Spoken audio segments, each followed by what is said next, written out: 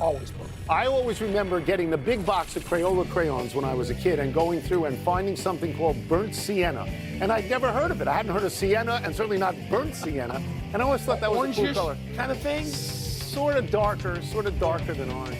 Welcome to PTI, boys and girls. In today's episode, Russell Wilson is miffed, Tom Izzo is irked, and Steve Young joins us for 5 good minutes. But we begin today with last night's 2 opening games in the NBA. Champions Oklahoma City at home on banner and ring night went 2 overtimes to beat Houston. And the Lakers at home, but without LeBron James, were beaten by Golden State by 10 points. Wilbon, which was the more intriguing result from the NBA last night? I'm torn between talking about the Warriors, who we've talked about since 2014. But just because they now have Jimmy Butler the whole year, they have a lineup. They have Al Horford. Well, they have him the whole year until he says, I want to leave. Well, he's not going to say I want to leave. Okay. But I'm torn between that and looking at Houston OKC, which could be a Western Conference final. They could be the 2 best teams in the league. Oh, wait, I think they are.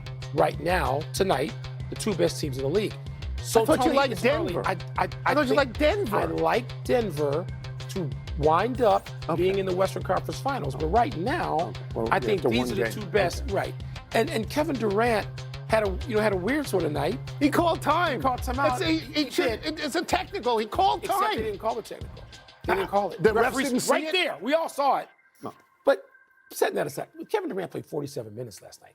And it was actually for an opening night game. I wasn't going to watch it all, and I wound up staying with it. I thought it was sort of riveting because you have these champs, these young champs out there, and you have Kevin Durant leading another young team. I just thought that was cool. But the old people, which you would have liked if you'd been awake, is to talk about Steph Curry and Jimmy Butler and Draymond Green. So look, we're all familiar with the Warriors and the Lakers. Yes. It's a great rivalry, and they have big stars. And so the tendency is to say that's a meaningful game and maybe even a foreshadowing game. But LeBron didn't play. So I can't attach any meaning to it because LeBron didn't play. Sentiment. Because the Warriors right now are Steph Curry and Jimmy Butler, and the Lakers are LeBron and Luka. I could talk about Luka's 43, but if LeBron plays, he doesn't get 40. But he doesn't get 43 because he doesn't need 43. So it's the other game. And the reason it's the other game is because this is what Oklahoma City's going to face all year. Everybody's going to give them their best shot. And young, improving teams like Houston, like Detroit, like Orlando are going to be sky high to play against them. So Oklahoma City won, and that's great. It's good for them that they won, but this is what they're going to look at all year long. A lot. And Tony, this is what I know you frowned yesterday, but this is the reason I'm saying you can't repeat. Because when you look at it every day from now till June. That's right. They had to sweat to win the first game at home. Yeah. Come on. That's all. Let's move to Russell Wilson's issue with his former head coach, Sean Payton. Payton's Broncos beat Wilson's Giants on Sunday, and afterward, Payton said he wished the Giants had waited to start Jackson Dart until after this game, implying he would have rather faced Wilson, more than implying. Wilson called the comment classless. Tone, what do you call it? I would call it deliberate, and I would call it goading. There is history there. Russell Wilson started 15 games in a row for Sean Payton in 2023, Payton's first year with the Broncos. And then very publicly, Payton benched him. All right, and then Payton came back and drafted Bo Nix to be his quarterback, and he let Russell Wilson go. So there was a sour taste there. I wouldn't blame Russell Wilson for feeling this way, that it's classless, that it was aimed at him, that it was a cheap shot. But I think you also have to say in the interim that Russell Wilson had a rocky year last year in Pittsburgh where they lost 5 straight, including a playoff game at the end of the year.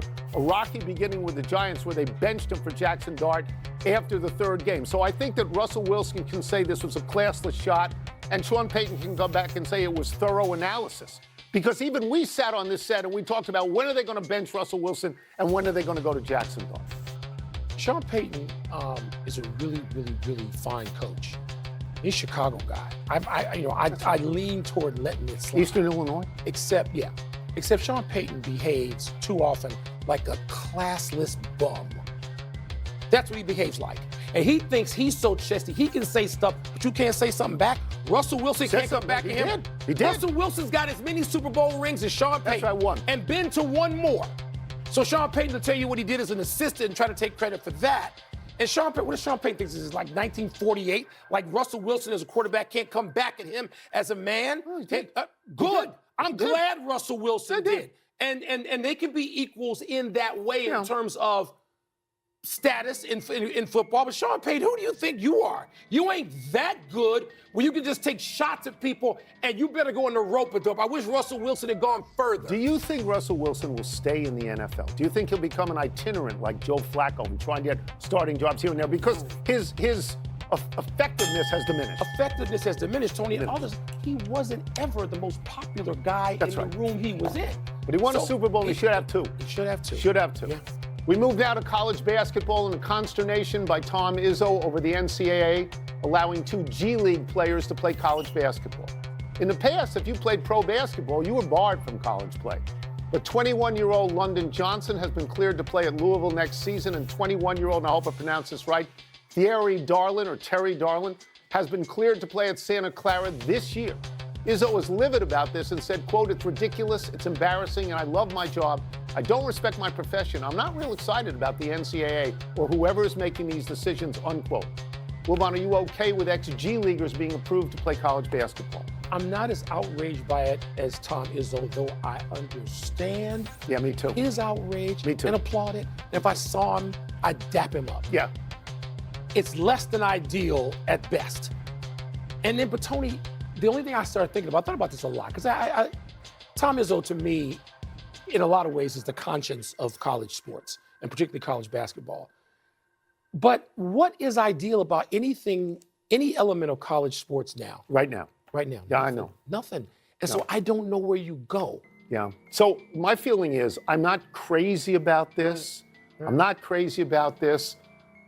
You know, but I can live with it. I can live with it. And the reason I can live with it is because every college player now is a pro. That's right. They all get paid. Where I would draw the line is if you played in the NBA, I would say, no, you can't come back to college. the level. But I'm not going to go to the barricades to keep out 2 G Leaguers who never played in the NBA. So now they just join a greater pool of college players trying to get to the NBA. And leads to the G League. Just like these two. Right, just like these two. So, I asked today, how much money does the average guy make in the G League?